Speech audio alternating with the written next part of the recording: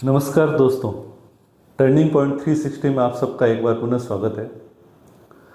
बहुत लंबे समय से दर्शन पे हमारी चर्चा नहीं हुई थी, परंतु अब हम दर्शन पे, एजुकेशन पर, शिक्षा पर, पर्यावरण पर, उन सब पे अपनी चर्चाएं और वीडियो अब शुरू होंगे। और मेरा ये प्रयास रहेगा कि लगातार कम से कम एक टॉपिक पर एक वीडियो दर्शन के ऊपर प्रति सप्ताह आए। तो अंतिम चर्चा में हमारी बात चल रही थी बौद्ध दर्शन के प्रथम आर्य सत्य के बारे में। तो बौद्ध दर्शन का जो प्रथम आर्य सत्य है वो ये दुखों के बारे में कहता है। उन्होंने ये कहा देयर इज ए सफरिंग, सब कुछ दुख में है। तो यह बात थी कि वह महात्मा बुद्ध क्यों कह रहे हैं कि सब कुछ दुख में है। और उसी के आगे जब वो अपने 4 नोबल ट्रुथ की बात करते हैं या 4 आर्य सत्यों की बात करते हैं, उसमें वो दूसरे आर्य सत्य की बात करते हैं, दुखों के कारण हैं। There is a cause of sufferings. आज हमारी चर्चा इसी पे रहेगी, there is a cause of suffering या दुखों के कारण है। दुखों के कारण कहने का अर्थ क्या है? वास्तव में जब हम बात कर रहे हैं या महात्मा बुद्ध बात कर रहे हैं, तो यह जो सेकंड नोबल ट्रुथ है या द्वितीय आर्य सत्य है, यह पूरी बुद्धिस्ट फिलॉसफी का या बौद्ध दर्शन का सेंट्रल आइडिया है, केंद्रीय सिद्धांत है। और पूरी बुद्धिस्ट फिलॉसफी या बौद्ध दर्शन जो है वह इस केंद्रीय सिद्धांत के चारों तरफ घूमता है। क्योंकि जो द्वितीय आर्य सत्य है उसी के अंदर बौद्ध दर्शन के कई सिद्धांत आते हैं, जैसे अर्थ क्रियाकारित्ववाद आ गया, अनात्मवाद आ गया, प्रतीत्य समुत्पाद का यह सिद्धांत आ गया। ये सभी जो सिद्धांत है वो बौद्ध दर्शन के द्वितीय आर्य सत्य में हम पढ़ते हैं। और इसी को हम कहते हैं कि दुखों के कारण है या there is a cause of suffering. तो महात्मा बुद्ध की जो दृष्टि है वह वास्तव में आप कह सकते हैं कि एक वैज्ञानिक दृष्टि है। क्यों? क्योंकि वह सिर्फ और सिर्फ तथ्य की बात करते हैं, फैक्ट की बात करते हैं। वो यह नहीं कहते हैं कि मैं कह रहा हूँ इसलिए मान लो कि सब कुछ दुख में है।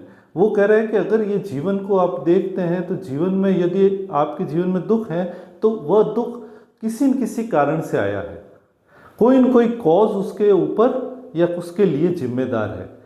और वर्तमान में अगर आप इसको साइंस के साथ में इसका एक कंपैरिजन तुलना करेंगे तो आप पाएंगे कि साइंटिफिक जो एप्टीट्यूड है वह भी तो यही बात कहता है, कॉज इफेक्ट रिलेशनशिप। यदि आप इसको गति के साथ में देखते हैं, न्यूटन की गति के सिद्धांतों में देखते हैं, तब भी तो आप इसी को पाते हैं। थर्ड लॉ ऑफ न्यूटन में भी तो आप इसी को पा रहे हैं। तो यह तो बात उन्होंने अध्यात्म के संदर्भ में, जीवन के संदर्भ में बात की, और साइंस उसको भौतिकी के संबंध में बात करता है, वो मटेरियल के संबंध में बात करता है। बट यही कॉन्सेप्ट या यही सिद्धांत जब चेतना पर लागू किया जाता है या आप कह सकते हैं जीवन में लागू किया जाता है, तो वहाँ पे भी ये सटीक रूप से दिखाई देता है। और महात्मा बुद्ध ने इस संदर्भ में एक स्पष्ट वक्तव्य कहा है कि जीवन में जो दुख है उसका कोई न कोई कारण होगा, अन्यथा वह दुख उत्पन्न नहीं हो सकता। ठीक है, इसलिए यही हम कहते हैं कि जो द्वितीय आर्य सत्य है वो बौद्ध दर्शन का केंद्रीय सिद्धांत है। यह आर्य सत्य बौद्ध दर्शन का कार्य कारणवाद अथवा सापेक्षता कारणतावाद सिद्धांत कहलाता है। तो जब हम कहते हैं सापेक्षता कारणवाद अर्थात क्या हुआ, यह हम ये कह रहे हैं कि वास्तव में जो कार्य है, जो वर्क है, जो इफेक्ट है, उसके पीछे कोई न कोई कारण मौजूद है, उसके पीछे कोई न कोई कॉज मौजूद है, इसीलिए वह कार्य कारण सापेक्ष है। ठीक है, कॉज इफेक्ट रिलेशनशिप वहां पे मौजूद है। क्लियर? और इसे ही हम प्रतीत्य समुत्पाद का सिद्धांत बोलते हैं या हम कहते हैं डिपेंडेंट अराइजिंग। तो कोई भी फिनोमिना या एंटाइटी अगर उत्पन्न होती है तो उसके पीछे कोई न कोई कारण मौजूद होगा, वह बिना किसी कारण के उत्पन्न नहीं हो सकती। और इसी से एक और तथ्य भी सामने आता है। वह तथ्य क्या है? वह तथ्य यह है कि रैंडमली या शून्य से, जीरो से कुछ भी अराइज नहीं होगा, कुछ भी उत्पन्न नहीं होगा। तो बुद्धिस्ट फिलॉसफी इस संबंध में बिल्कुल क्लियर है कि जो कुछ भी उत्पन्न होता है सत्ता के स्तर पे, एग्जिस्टेंस के लेवल पे, उसके पीछे कोई न कोई कारण है। वो बिना कारण के रैंडमली नहीं उत्पन्न हुआ है। वो घटना किसी कारण से होते हुए ही उत्पन्न हुई है। वह कारण ही कार्य को उत्पन्न कर रहा है। और इसीलिए जो बुद्धिस्ट फिलॉसफी है, बौद्ध दर्शन है, वह सब कुछ परिवर्तनशील मानता है। जब यह बात अपन ने प्रथम आर्य सत्य में समझी थी कि सब कुछ दुख में है, उसका कारण वो यह नहीं कह रहे कि वो जीवन को निराशावादी दर्शन की तरफ लेके जा रहे हैं कि जीवन निराशावाद है या सब कुछ दुख में है तो क्या किया जाए। तो वो ये कह रहे हैं कि वास्तव में कि सब कुछ है वह परिवर्तनशील है। जो कुछ भी सुख भी दिख रहा है, जहाँ भी प्लेजर भी है, वहाँ पे भी वह भी अल्टीमेट तौर पे स्टेबल नहीं रहेगा। वह भी एक आप कह सकते हैं स्टेगनेंट नहीं रहेगा, वह भी चेंज हो जाएगा। क्योंकि यहाँ पर कुछ भी ऐसा नहीं है जिसको आप कह सकते हैं कि वह एक काल के सापेक्ष में, कि टाइम के रेफरेंस में वह स्टेबल रहता है। क्लियर? तो जब टाइम के रेफरेंस में स्टेबल नहीं रह रहा है, काल के सापेक्ष में वह चीज स्थिर नहीं है, तो वो परिवर्तनशील होगी। और जब वो परिवर्तन होगा तो डिजायर जो है, ह्यूमन जो डिजायर है, वो उसको परिवर्तन नहीं करना चाहेगी, तो वह दुख उत्पन्न होगा।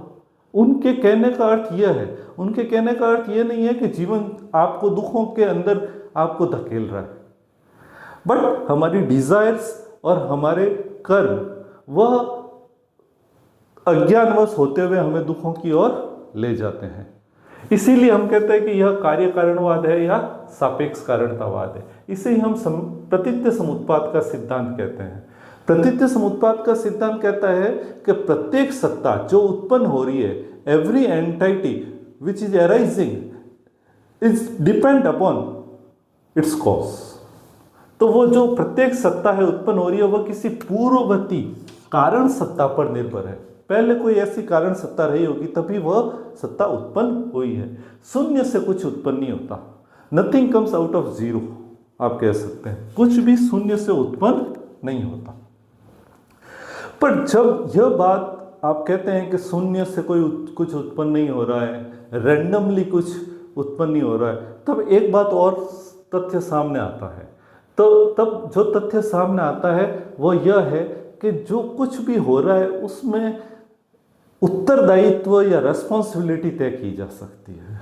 उसमें एक कारण ढूंढा जा सकता है, चाहे वो भौतिक स्तर पे हो, चाहे वो जीवन के स्तर पे हो, चाहे वो आध्यात्मिक स्तर पे हो।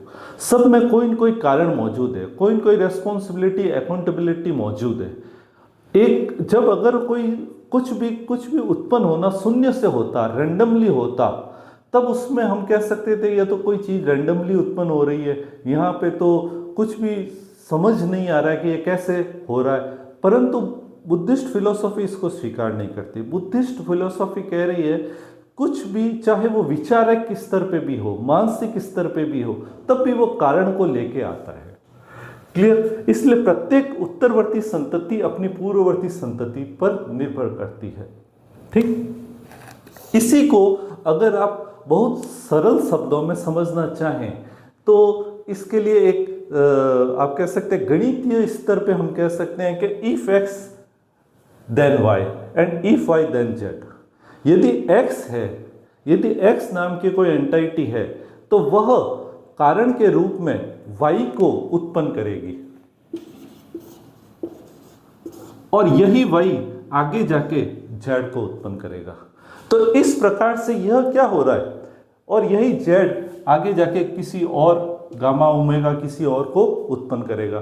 तो वास्तव में यहाँ पे अब हम देखें तो हमको ये समझ में आएगा कि वास्तव में ये एक चैन बन रही है, एक श्रृंखला है, एक सतत्य श्रृंखला है। x जो है वो y का कारण है, y जो है वो z का कारण है, और z जो है वह गामा का कारण है। तो इस प्रकार हम कह सकते हैं कि if x then y and if y then z। अगर x है तो y आएगा ही, और y है तो z उत्पन्न होगा ही। अगर x ही नहीं है तो y नहीं आ सकता, और y नहीं है तो z कभी भी नहीं आ सकता। अगर इसको आप साइंटिफिकली देखें तो हम ये कह सकते हैं कि कोई भी जो पौधा है वो उसके बीजों से ही उत्पन्न होगा। ऐसा तो नहीं है कि हम ये कहें कि हम सेम का पौधा लगाएं और वहाँ पे आम आ जाए, ऐसा तो कभी नहीं हुआ। परंतु इसलिए हम कह सकते हैं कि कारण निश्चित है। यहाँ पे उन्होंने ये तय कर दिया है कि y जो है वो x से ही आएगा, y का जो कारण है वो सर्टेन है, और वो कौन है? x है। इसलिए यदि x है तो y की उत्पन्न होगी, y है तो जड़ उत्पन्न होगा। इस प्रकार से जो बुद्धिस्ट फिलॉसफी का जो सेंट्रल आइडिया है वो कारण कार्यवाद को लेके आता है, और यह एक सापेक्ष कारणतावाद है। इस संदर्भ में एक और बात जो हम देखते हैं आती है कि यदि कारण निश्चित है, यदि कॉज सर्टेन है कि यह इसी कारण से उत्पन्न होगा, तब उसका रेमेडियल हो सकता है, तब उसका उपचार किया जा सकता है, तब उस कारण को हटाया जा सकता है। अगर कोई भी फिनोमिना या कोई भी चीज रैंडमली हो या शून्य में से हो तो आप उसको हटा ही नहीं सकेंगे।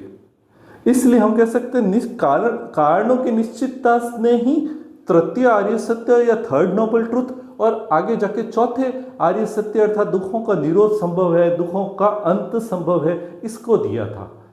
क्लियर?